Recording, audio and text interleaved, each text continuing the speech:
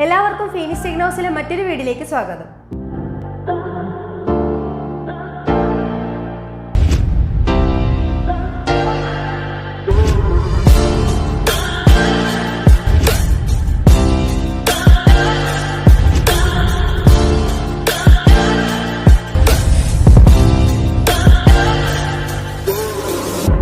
ഞങ്ങളുടെ ചാനലിലെ civil engineering basic knowledge സീരീസിലെ 5ാമത്തെ വീഡിയോ ആണിത്. ഇന്നത്തെ കണ്ടന്റ് ഒരു ബിൽഡിങ്ങിന്റെ ബേസിക് സ്ട്രക്ചർ എലമെന്റ്സ് എന്തൊക്കെയാണെന്ന് നിങ്ങൾക്ക് മുന്നിൽ പരിചയപ്പെടുത്തുകയാണ്. അപ്പോൾ ഒരു സിവിൽ എഞ്ചിനീയർ ബേസിക് ആയിട്ട് അറിഞ്ഞിരിക്കേണ്ട കാര്യമാണ് നമ്മൾ ഡീൽ ചെയ്യുന്ന ഓരോ സ്ട്രക്ചറൽ എലമെന്റ്സും ഏതൊക്കെയാണ്, ഏതൊക്കെ സ്ട്രക്ചറൽ എലമെന്റ്സ് യൂസ് ചെയ്തുകൊണ്ടാണ് നമ്മൾ ഒരു സ്ട്രക്ചർ കൺസ്ട്രക്ട് ചെയ്യുന്നത് അല്ലെങ്കിൽ ഒരു സ്ട്രക്ചർ ഡിസൈൻ ചെയ്യുന്നത്. അപ്പോൾ ആ ബേസിക് സ്ട്രക്ചർ എലമെന്റ്സ് ഏതൊക്കെയാണെന്ന് ഓരോ സിവിൽ എഞ്ചിനീയറിംഗ് സ്റ്റുഡൻറ്റും ഓരോ സിവിൽ സൈറ്റ് എഞ്ചിനീയേഴ്സും അറിഞ്ഞിരിക്കേണ്ടത് തന്നെയാണ്. അപ്പോൾ ഒരു ബിൽഡിംഗ് ഡിസൈൻ ചെയ്യുന്നത് മുതൽ ആ ബിൽഡിംഗ് കൺസ്ട്രക്ട് ചെയ്യുന്ന വരെയുള്ള വർക്കുകൾ നമ്മളാണ് ഡീൽ ചെയ്യുന്നത്. അപ്പോൾ ഒരു ബിൽഡിങ്ങിന്റെ സ്ട്രക്ചറൽ സിസ്റ്റം ഡിസൈൻ ചെയ്യുന്നതും കൺസ്ട്രക്ട് ചെയ്യുന്നതും എന്തിനു വേണ്ടിയിട്ടാണ്? അവിടെയുള്ള ലോഡിനെ സപ്പോർട്ട് ചെയ്യുന്നതിന് വേണ്ടിയിട്ടാണ് ഒരു structural system of A building നമ്മൾ ഡിസൈൻ ചെയ്ത് കൺസ്ട്രക്ട് ചെയ്യുന്നത്. നമ്മളിപ്പോൾ നിൽക്കുന്ന ഇതൊരു ബിൽഡിംഗ് ആണ് എങ്കിൽ ഈ ബിൽഡിങ്ങിന്റെ സ്ട്രക്ചറൽ സിസ്റ്റം ഈ ബിൽഡിങ്ങിൽ ആക്ട് ചെയ്യുന്ന എല്ലാ ലോഡ്സിനെയും സപ്പോർട്ട് ചെയ്യുന്നതിന് വേണ്ടിയിട്ടാണ് ആ ബിൽഡിംഗ് നമ്മൾ ഡിസൈൻ ചെയ്തതും ആ ബിൽഡിംഗ് നമ്മൾ കൺസ്ട്രക്ട് ചെയ്യുന്നതും. അതായത് ഡാമേജ് കൂടാതെ ഇവിടെയുള്ള ലോഡിനെ വിസ്റ്റാൻഡ് ചെയ്യാൻ ഇവിടുത്തെ സ്ട്രക്ചറൽ എലമെന്റ്സിന് അല്ലെങ്കിൽ ഇവിടുത്തെ സ്ട്രക്ചറൽ സിസ്റ്റത്തിന് ഇവിടുത്തെ സ്ട്രക്ചറിന് സാധിക്കണം. അതിനനുസരിച്ചാണ് നമ്മൾ ഓരോ സ്ട്രക്ചറും, അതൊരു ബിൽഡിംഗ് ആയിക്കോട്ടെ, ഒരു ബ്രിഡ്ജ് ആയിക്കോട്ടെ, ഒരു ഡാം ആയിക്കോട്ടെ, റോഡ് ആയിക്കോട്ടെ, എന്ത് സ്ട്രക്ചർ ആണെങ്കിലും നമ്മളത് ഡിസൈൻ ചെയ്ത് കൺസ്ട്രക്ട് ചെയ്യുന്നത് അവിടെയുള്ള ലോഡ്സിനെ സപ്പോർട്ട് ചെയ്യാൻ വേണ്ടിയിട്ടാണ്. അവിടെ ആക്ട് ചെയ്യുന്ന ഓരോ ലോഡിനെയും സേഫ് ആയിട്ട് തന്നെ ഡാമേജ് കൂടാതെ ഗ്രൗണ്ടിലോട്ട് ട്രാൻസ്മിറ്റ് ചെയ്യുക എന്ന ഫംഗ്ഷനാണ് ഓരോ സ്ട്രക്ചറൽ സിസ്റ്റവും ചെയ്യുന്നത്. ഇനി ഒരു ബിൽഡിംഗ് അഥവാ ഒരു സ്ട്രക്ചർ കൺസ്ട്രക്ട് ചെയ്യുമ്പോൾ ആ സ്ട്രക്ചറിനെ മെയിൻലി 2 പാർട്ടായിട്ടാണ് ഡിവൈഡ് ചെയ്തിരിക്കുന്നത്. അതായത് ഗ്രൗണ്ട് ലെവലിൽ താഴോട്ടുള്ള ബിൽഡിങ്ങിന്റെ പോർഷനെ, സ്ട്രക്ചറിന്റെ ഏറ്റവും lowest part of the building below the ground ലെവലിനെ നമ്മൾ സബ് സ്ട്രക്ചർ എന്നാണ് പറയുന്നത്. ഇനി ഗ്രൗണ്ട് ലെവലിൽ എബോവ് ഉള്ള സ്ട്രക്ചറിനെ, ആ ഒരു പോർഷനെ നമ്മൾ സൂപ്പർ സ്ട്രക്ചർ എന്നാണ് പറയുന്നത്. അപ്പോൾ ഒരു സ്ട്രക്ചർ സിസ്റ്റത്തിനെ 2 പാർട്ടായിട്ട് തിരിച്ചിട്ടുണ്ട്, സബ് സ്ട്രക്ചർ എന്നും സൂപ്പർ സ്ട്രക്ചർ എന്നും. സബ് സ്ട്രക്ചർ എന്ന് പറഞ്ഞാൽ the structure below the ground ആണ്, സൂപ്പർ സ്ട്രക്ചർ എന്ന് പറഞ്ഞാൽ the structure above the ground ആണ്. അപ്പോൾ നിങ്ങളിൽ ഓരോരുത്തരും എവിടെയെങ്കിലും ഒക്കെ ഒരു ബിൽഡിംഗ് കൺസ്ട്രക്ഷൻ കണ്ടിട്ടുണ്ടായിരിക്കണം, അല്ലെങ്കിൽ സ്വന്തം വീടിൻ്റെ തന്നെയാണെങ്കിലും കൺസ്ട്രക്ഷൻ ഡീൽ ചെയ്തിട്ടുണ്ടായിരിക്കണം. അപ്പോൾ ആ ബിൽഡിംഗ് നമ്മൾ കൺസ്ട്രക്ട് ചെയ്യുന്ന സമയത്ത് ആദ്യമേ തന്നെ ഫൗണ്ടേഷനും ഫൂട്ടിങ്ങും ഒക്കെ ഡിസൈൻ ചെയ്യുന്നതും കൺസ്ട്രക്ട് ചെയ്യുന്നതൊക്കെ ആയിരിക്കും നിങ്ങൾ കാണുന്നത്. ആ ഒരു പോർഷനെയാണ്, ഗ്രൗണ്ട് ലെവലിൽ ബിലോ ആയിട്ടുള്ള സ്ട്രക്ചർ പോർഷനെയാണ് നമ്മൾ സബ് സ്ട്രക്ചർ എന്ന് പറയുന്നത്. അതായത് നമ്മുടെ ഇവിടുത്തെ കേസിൽ ഫൗണ്ടേഷൻ ആണ് അവിടുത്തെ സബ് സ്ട്രക്ചർ എന്നത്. അപ്പോൾ ഈ ഫൗണ്ടേഷൻ ആണ് ആദ്യം നിങ്ങൾ ഡീൽ ചെയ്യേണ്ട സ്ട്രക്ചറൽ എലമെന്റ്. അപ്പോൾ ഓരോ സിവിൽ സൈറ്റ് എഞ്ചിനീയേഴ്സും ഫൗണ്ടേഷൻ എന്താണ്, ഫൗണ്ടേഷൻ്റെ ഡ്യൂട്ടി എന്താണ്, ഫൗണ്ടേഷൻ കൊണ്ട് മീൻ ചെയ്യുന്നത് എന്താണ്, ഏത് പോർഷനെയാണ് ഫൗണ്ടേഷൻ എന്ന് പറയുന്നത്, എങ്ങനെയൊക്കെയാണ് ഫൗണ്ടേഷൻ്റെ ഡിസൈൻ, എങ്ങനെയാണ് ലോഡ് ഫൗണ്ടേഷൻ ട്രാൻസ്ഫർ ചെയ്യുന്നത് തുടങ്ങിയ കാര്യങ്ങളെല്ലാമാണ് നമ്മൾ സിവിൽ എഞ്ചിനീയേഴ്സ് ആദ്യം തന്നെ മനസ്സിലാക്കിയിരിക്കേണ്ടത്. അതിനനുസരിച്ചാണ് നമ്മൾ വർക്ക് സൂപ്പർവൈസ് ചെയ്യേണ്ടത്. അപ്പോൾ ഫസ്റ്റ് സ്ട്രക്ചറൽ എലമെന്റ്, അതായത് സബ് സ്ട്രക്ചർ എന്ന് പറയുന്നതാണ് ഫൗണ്ടേഷൻ. ഇനി അടുത്തത് സൂപ്പർ സ്ട്രക്ചർ എന്ന് ഞാൻ പറഞ്ഞു. അപ്പോൾ ഒരു സ്ട്രക്ചറിൻ്റെ അപ്പർ പാർട്ടായ, അതായത് എബോവ് ദി ഗ്രൗണ്ട് പോർഷൻ ആയ സൂപ്പർ സ്ട്രക്ചറിൽ വരുന്ന സ്ട്രക്ചറൽ എലമെന്റ്സ് എന്ന് പറയുന്നതാണ് first one is column, then beams, slabs and also load bearing walls. അപ്പോൾ ഈ ഓരോ പേരുകളും നിങ്ങൾ ഓരോ സിവിൽ എഞ്ചിനീയേഴ്സ് അല്ലെങ്കിൽ ഓരോ സിവിൽ എഞ്ചിനീയറിംഗ് സ്റ്റുഡൻറ്റും പല പല സബ്ജക്റ്റിൽ പല പല സെക്ഷനായിട്ട് ഡീൽ ചെയ്യുന്നു. കോളത്തിൻ്റെ ഡിസൈൻ, ബീമിൻ്റെ ഡിസൈൻ, സ്ലാബിൻ്റെ ഡിസൈൻ, എങ്ങനെയൊക്കെയുള്ള ഡിസൈൻസ് എല്ലാം നിങ്ങൾ ഡീൽ ചെയ്യുന്നതാണ്. അപ്പോൾ ആദ്യം അറിഞ്ഞിരിക്കേണ്ടത് എന്താണ്, കോളം എന്താണ്, ബീം എന്താണ്, സ്ലാബ് എന്താണ്, അതായത് ഓരോ സ്ട്രക്ചറൽ എലമെന്റ്സും എന്താണ്, അവിടെ എന്താണ് അതിൻ്റെ ഫംഗ്ഷൻ, ഏത് രീതിയിലാണ് അതൊക്കെ ഡിസൈൻ ചെയ്യേണ്ടതെന്നുള്ളത് ആദ്യം തന്നെ നമ്മൾ അറിഞ്ഞിരിക്കേണ്ടതാണ്. അപ്പോൾ നമ്മളിവിടെ ബേസിക് ആയിട്ടുള്ള ഒരു ബിൽഡിങ്ങിൻ്റെ സ്ട്രക്ചർ എലമെന്റ്സ് എന്ന് പറയുന്നതാണ് foundation, then columns, beams, slabs and also load bearing walls are there. അപ്പോൾ നേരത്തെ പറഞ്ഞതുപോലെ ഈ സൂപ്പർ സ്ട്രക്ചർ എന്ന് പറയുന്നത് ഫൗണ്ടേഷനിലാണ് റെസ്റ്റ് ചെയ്യുന്നത്. അപ്പോൾ ആദ്യം നമ്മൾ ഫൗണ്ടേഷൻ കൺസ്ട്രക്ട് ചെയ്യുന്നു, അതിന് മുകളിലോട്ടുള്ള സ്ട്രക്ചറിനെയാണ് സൂപ്പർ സ്ട്രക്ചർ എന്ന് പറയുന്നത്. അപ്പോൾ super structure rest on foundation ആണ്. ഇനി ഈ ഫൗണ്ടേഷൻ ആണ് ലോഡിനെ എങ്ങോട്ട് ട്രാൻസ്മിറ്റ് ചെയ്ത് കൊടുക്കുന്നത്, അല്ലെങ്കിൽ എങ്ങോട്ടാണ് ലോഡ് ട്രാൻസ്ഫർ ചെയ്ത് കൊടുക്കുന്നത്? ഫൗണ്ടേഷൻ ആ ലോഡിനെ ട്രാൻസ്ഫർ ചെയ്ത് സോയിലിലോട്ട് കൊടുക്കുന്നു. അപ്പോൾ ഈ ഒരു ബിൽഡിംഗ് ആണ് എങ്കിൽ നമ്മുടെ ലോഡും ഈ ബിൽഡിങ്ങിലിരിക്കുന്ന ഓരോ എക്യുപ്മെന്റ്സിന്റെയും മെഷീൻസിന്റെയും ലോഡ് ഈ ഒരു സൂപ്പർ സ്ട്രക്ചർ, ഈ ഒരു ബിൽഡിംഗ് ഫൗണ്ടേഷനിലോട്ട് ട്രാൻസ്മിറ്റ് ചെയ്യുന്നു. ആ ഫൗണ്ടേഷൻ ആണ് ആ ലോഡിനെ എൻറ്റയർലി സോയിലിലോട്ട് ട്രാൻസ്മിറ്റ് ചെയ്യുന്നത്.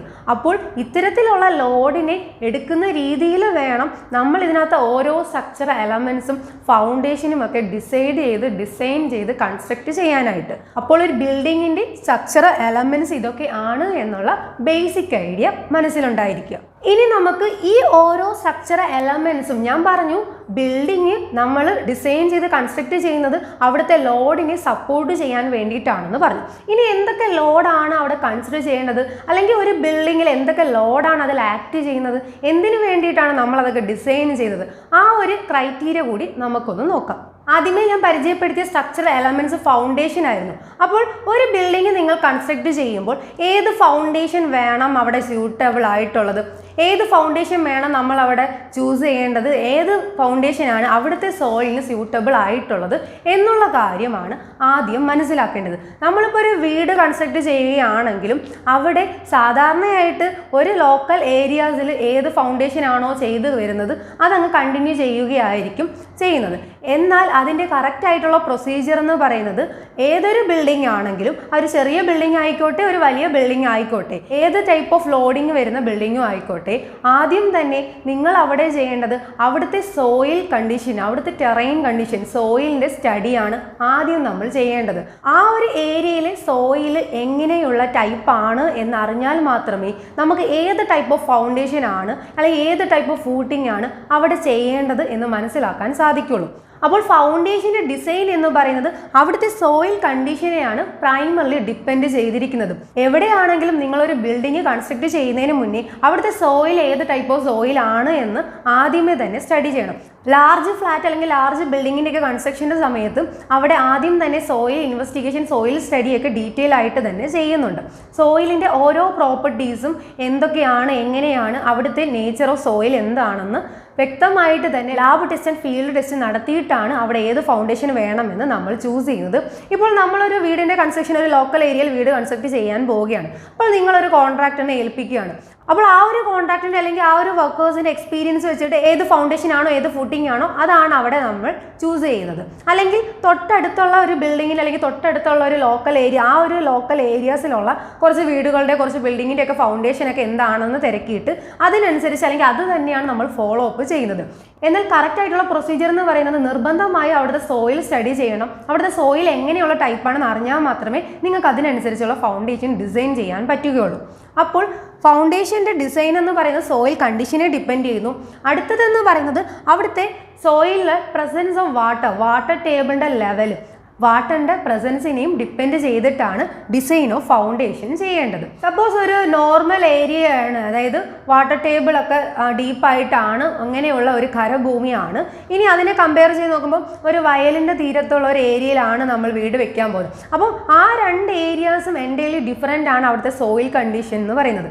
അപ്പോൾ അതിനനുസരിച്ച് തന്നെ അവിടുത്തെ സോയിൽ കണ്ടീഷൻ്റെ ആ ഡിഫറൻസ് അനുസരിച്ച് തന്നെ വേണം ഏത് ഫൗണ്ടേഷൻ വേണം എന്നുള്ളത് നമ്മൾ ചൂസ് ചെയ്യാനായിട്ട്. അതിനുള്ള പല ക്രൈറ്റീരിയസും IS കോഡിൽ പല ടെസ്റ്റുകളും കാര്യങ്ങളും എല്ലാം ഡീറ്റെയിൽ ആയിട്ട് നമുക്ക് നിങ്ങൾ സിവിൽ എഞ്ചിനീയേഴ്സിന് പഠിക്കാനുമുണ്ട്. കൂടാതെ നമ്മൾ സൈറ്റിൽ വർക്കിനായിട്ട് പോകുമ്പോൾ അല്ലെങ്കിൽ വർക്ക് സൂപ്പർവൈസ് ചെയ്യാൻ പോകുമ്പോൾ അതിനനുസരിച്ചാണ് ഓരോ വർക്കും നമ്മൾ കണ്ടക്ട് ചെയ്യുന്നത്. അപ്പോൾ അവിടുത്തെ പ്രസൻസ് ഓഫ് വാട്ടർ അറിഞ്ഞിരിക്കണം.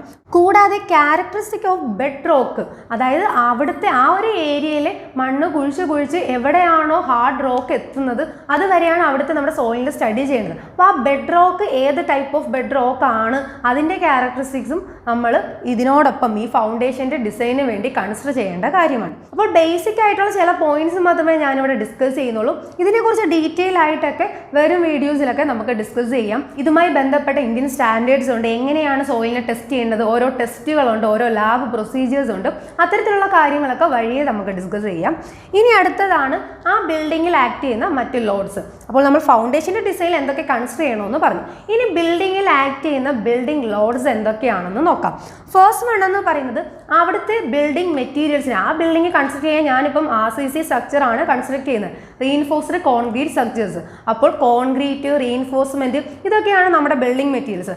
ആ ഓരോ ബിൽഡിംഗ് മെറ്റീരിയൽസിൻ്റെയും വെയിറ്റ് ആണ് അവിടുത്തെ ഫസ്റ്റ് ബിൽഡിംഗ് ലോഡ് എന്ന് പറയുന്നത്. അതായത് അവിടുത്തെ സെൽഫ് വെയിറ്റ് ആണ്, ആ ഒരു ബിൽഡിങ്ങിൻ്റെ സെൽഫ് വെയിറ്റ് ആണത് അവിടുത്തെ ഓരോ ബിൽഡിംഗ് മെറ്റീരിയൽസിൻ്റെയും വെയിറ്റ് എന്ന് പറയുന്നത്. ഇനി അടുത്ത ലോഡ് എന്ന് പറയുന്നത് ആ ബിൽഡിങ്ങിലെ ഫർണിഷിങ്സ്, ഫർണിച്ചേഴ്സിൻ്റെ ഒക്കെ വെയിറ്റ്, അതുപോലെ തന്നെ എക്യുപ്മെൻറ്റ്സ്, മെഷീൻസിൻ്റെ ഒക്കെ വെയിറ്റ്, കൂടാതെ പീപ്പിൾ ആൻഡ് അതർ ഒബ്ജക്ട്സും നമ്മുടെ വെയിറ്റ്, അങ്ങനെയുള്ള കാര്യങ്ങളും. ഇനി ഇതൊക്കെ കൂടാതെ ഒരു ബിൽഡിങ്ങിൽ ആക്ട് ചെയ്യുന്ന മറ്റു ലോഡ് കണ്ടീഷൻസ് അല്ലെങ്കിൽ മറ്റു ലോഡുകൾ എന്തൊക്കെയാണ്? വിൻഡ് ലോഡ് നമ്മുടെ ബിൽഡിങ്ങിനെ അഫക്റ്റ് ചെയ്യാറുണ്ട്. വിൻഡ് മാത്രമല്ല, ബാക്കിയുള്ള സ്റ്റോംസും കാര്യങ്ങളും എല്ലാം. അപ്പോൾ വിൻഡ് ലോഡാണ് അടുത്ത് നമ്മൾ കൺസിഡർ ചെയ്യേണ്ട ലോഡ് എന്ന് പറയുന്നത്. ഇനി ചില ഏരിയാസ്, ഇപ്പോൾ നമ്മുടെ നാട്ടിലൊന്നും മഞ്ഞ് വീഴ്ചയൊന്നുമില്ല, എന്നാൽ മഞ്ഞ് വീഴ്ചയുള്ള നാടുകളിൽ അവിടുത്തെ ബിൽഡിംഗ് ഒക്കെ കൺസ്ട്രക്ട് ചെയ്യുമ്പോൾ അവിടെ അവർ സ്നോ ലോഡ് കൂടി കൺസിഡർ ചെയ്യണം. അപ്പോൾ ബിൽഡിംഗ് ലോഡിൽ വരുന്നതാണ് സ്നോ ലോഡ് എന്ന് പറയുന്നത്. ഇനി അടുത്തതാണ് എർത്ത് ലോഡ്. അപ്പോൾ എർത്ത് പ്രോൺ ഏരിയാസിലാണ് ഒരു ബിൽഡിംഗ് കൺസ്ട്രക്ട് ചെയ്യുന്നതെങ്കിൽ ആ എർത്ത് ലോഡ് കൂടി കൺസിഡർ ചെയ്ത് അതിന് കൂടി വിസ്റ്റാൻഡ് ചെയ്യുന്ന രീതിയിൽ വേണം അവിടുത്തെ ബിൽഡിംഗ് കൺസ്ട്രക്ട് ചെയ്യാൻ, ഡിസൈൻ ചെയ്യാനായിട്ട്, അതായത് സീസ്മിക് ഫോഴ്സസ്. അപ്പോൾ ഇത്തരത്തിലുള്ള ബിൽഡിംഗ് ലോഡ്സ് ആണ് നമ്മൾ കൺസിഡർ ചെയ്ത് നിങ്ങളൊരു സ്ട്രക്ചറൽ സിസ്റ്റം അല്ലെങ്കിൽ ഒരു സ്ട്രക്ചർ ഡിസൈൻ ചെയ്യേണ്ടതും കൺസ്ട്രക്ട് ചെയ്യേണ്ടതും. ഈ ഓരോ ലോഡ്സുമായി ബന്ധപ്പെട്ട ഇന്ത്യൻ സ്റ്റാൻഡേർഡ്സ് ഉണ്ട്. എങ്ങനെ വേണം ഈ ഓരോ ലോഡ് നമ്മൾ കൺസിഡർ ചെയ്യേണ്ടത്, അതിൻ്റെ ഡീറ്റെയിൽഡ് ആയിട്ടുള്ള കുറേ പ്രൊസീജിയേഴ്സ് ആൻഡ് ഫോർമാറ്റ്സ് ഉണ്ട്. അതൊക്കെ ഓരോ വീഡിയോസ് ആയിട്ട് നമ്മൾ വഴിയെ പരിചയപ്പെടുന്നതായിരിക്കും. ഇപ്പോൾ ബേസിക്കലി ഒരു ബിൽഡിങ്ങിൽ ആക്ട് ചെയ്യുന്ന ലോഡ് ഇതൊക്കെ ആണ് എന്നുള്ളത് പരിചയപ്പെട്ടിരിക്കുക. അപ്പോൾ നമ്മൾ പറഞ്ഞ സ്ട്രക്ചറൽ എലമെന്റ്സ് ആയ കോളംസ്, ബീംസ്, സ്ലാബ് ഒക്കെ ഈ ഒരു ഫിഗർ കാണുമ്പോൾ, ഈ ഒരു ലൈൻ സ്കെച്ച് കാണുമ്പോൾ നിങ്ങൾക്ക് മനസ്സിലാകും ഒരു ബിൽഡിങ്ങിൻ്റെ കോളം ഏതാണ്, സ്ലാബ് ഏതാണ്, അവിടുത്തെ ബീം ഏതാണ്, ഫൗണ്ടേഷൻ ഏതാണ് എന്നുള്ളത്. സ്ലാബ് എന്ന് പറഞ്ഞാൽ എന്താണ്? നമ്മളിപ്പോൾ ഈ ബിൽഡിങ്ങിൽ ഇപ്പം നമ്മൾ നിൽക്കുന്ന ഈ ഒരു ഫ്ലോർ, അതായത് നമ്മൾ എവിടെയാണോ നിൽക്കുന്നത് ആ പോർഷനെയാണ്, ആ ഫ്ലോറിനെയാണ് നമ്മൾ സ്ലാബ് എന്ന് പറയുന്നത്. അല്ലെങ്കിൽ ആ ഒരു ഫ്ലാറ്റ് ആയിട്ടുള്ള സ്ട്രക്ചറൽ എലമെന്റ്സിനെയാണ് സ്ലാബ് എന്ന് വിളിക്കുന്നത്. ഈ ഒരു RCC സ്ലാബ്, അതായത് റീഇൻഫോഴ്സ്ഡ് കോൺക്രീറ്റ് സ്ലാബിന്റെ ഡിസൈൻ നിങ്ങളുടെ അക്കാഡമിക് കരിക്കുലത്തിൽ പഠിക്കാനുമുണ്ട്. ഇനി അടുത്തതാണ് ബീംസ് എന്ന് പറയുന്നത്. ബീം എന്ന് പറഞ്ഞാൽ ഒരു ബിൽഡിങ്ങിന്റെ ഹൊറിസോണ്ടൽ സ്ട്രക്ചറൽ എലമെന്റ് ആണ് ബീംസ് എന്ന് പറയുന്നത്. അതായത് ആ ബീംസ് അവിടെ ക്യാരി ചെയ്യുന്നത് അവിടുത്തെ ലോഞ്ചിറ്റ്യൂണൽ ആക്സിസിന് പെർപെൻഡിക്കുലർ ആയിട്ടുള്ള ലോഡിനെയാണ് ബീം അവിടെ ക്യാരി ചെയ്യുന്നത്. അടുത്ത സ്ട്രക്ചറൽ എലമെന്റ്സ് ആണ് കോളംസ് എന്ന് പറയുന്നത്. കോളം എന്ന് പറയുന്നത് ഒരു ബിൽഡിങ്ങിൻ്റെ വെർട്ടിക്കൽ സ്ട്രക്ചറൽ എലമെന്റ് ആണ് കോളം. അതായത് ആ ബിൽഡിങ്ങിൽ ആക്ട് ചെയ്യുന്ന ആക്സിയൽ കംപ്രസീവ് ലോഡാണ് കോളം വിസ്റ്റാൻഡ് ചെയ്യുന്നത്. ഇനി അടുത്തൊരു സ്ട്രക്ചറൽ എലമെന്റ്സ് ആണ് ഷിയർ വോൾസ് എന്ന് പറയുന്നത്. ഷിയർ വോൾസും വെർട്ടിക്കൽ എലമെന്റ് തന്നെയാണ്. എന്നാൽ അവിടെ ആ ഷിയർ വോൾസ് റെസിസ്റ്റ് ചെയ്യുന്നത് ആ ബിൽഡിങ്ങിൽ ആക്ട് ചെയ്യുന്ന lateral loads, earth loads, wind loads ഒക്കെ ആയ ലാറ്ററൽ ലോഡ്സിനെയാണ് റെസിസ്റ്റ് ചെയ്യുന്നതാണ് ഷിയർ വോൾസ് എന്ന് പറയുന്നത്. അതായത് ഒരു ബിൽഡിങ്ങിൻ്റെ ലാറ്ററൽ സ്വേ, അതായത് ഒരു ബിൽഡിങ്ങിൽ ലാറ്ററലി സ്വേ ചെയ്യുന്നത് റെഡ്യൂസ് ചെയ്യുകയാണ് ഈ ഷിയർ വോളിൻ്റെ ഫംഗ്ഷൻ എന്ന് പറയുന്നത്. ഇത്തരത്തിൽ ഓരോ സ്ട്രക്ചറൽ എലമെന്റ്സ് ആണ് നമ്മൾ ഡീൽ ചെയ്യുന്നതും. ഈ ഓരോ സ്ട്രക്ചറൽ എലമെന്റ്സിനും അതിൻ്റേതായ ഡിസൈൻ പ്രൊസീജിയർ ഉണ്ട്, അതിൻ്റേതായ രീതിയിൽ വേണം ഡിസൈൻ ചെയ്യാൻ. ഒരു ബിൽഡിംഗ് കൺസ്ട്രക്ട് ചെയ്യുമ്പോൾ സ്ലാബിൻ്റെ സ്പാൻ എത്രയാണ്, സ്ലാബിൻ്റെ ഡെപ്ത് എത്ര വേണം, ബീമിൻ്റെ വിഡ്ത്ത് എത്ര വേണം, ബീമിൻ്റെ ഡെപ്ത് എത്ര വേണം, കോളം എത്ര ഹൈറ്റ് വേണം, എത്രയാണ് കോളത്തിൻ്റെ സൈസ് തുടങ്ങിയ കാര്യങ്ങളൊക്കെ പ്രൈമറിലി അവിടുത്തെ ലോഡിനനുസരിച്ചാണ് ഓരോ കാര്യങ്ങളും ഡിസൈൻ ചെയ്യുന്നത്. അതായത് ആ ബിൽഡിങ്ങിൽ എന്ത് ലോഡാണ് ആക്ട് ചെയ്യുന്നതെന്നുള്ള കാൽക്കുലേഷനിൽ നിന്നും ലോഡ് മൂലം അവിടെ ഉണ്ടാവുന്ന ബെൻഡിങ് മൊമെൻറ്റ്, അതുപോലെ തന്നെ ആ ലോഡ് മൂലം അവിടെ ഉണ്ടാകുന്ന റിയാക്ഷൻസ് എന്തൊക്കെയാണ്. ഒരു ലോഡ് ഒരു സ്ട്രക്ചറിൽ ആക്ട് ചെയ്യുമ്പോൾ ആ ഒരു സ്ട്രക്ചറിൽ ബെൻഡിങ് മൊമെൻറ്റും ഉണ്ടാവും, ഷിയർ ഫോഴ്സും ഉണ്ടാവും. അപ്പോൾ അവിടെ ഉണ്ടാകുന്ന ആ റിയാക്ഷൻസിനൊക്കെ വേണ്ടിയിട്ട്, അതായത് ആ bending moment and shear force താങ്ങി നിർത്താൻ വേണ്ടിയിട്ടാണ് ഏത് ബീം, എത്ര ഡെപ്ത് ഉള്ള, എത്ര ലെങ്ത് ഉള്ള ബീം ആൻഡ് സ്ലാബ്, എത്ര സ്പേസിങ് മാറിയാണ് കോളം കൺസ്ട്രക്ട് ചെയ്യേണ്ടത് തുടങ്ങിയ കാര്യങ്ങളെല്ലാം നമ്മൾ ഡിസൈൻ ചെയ്ത് കൺസ്ട്രക്ട് ചെയ്യുന്നത്.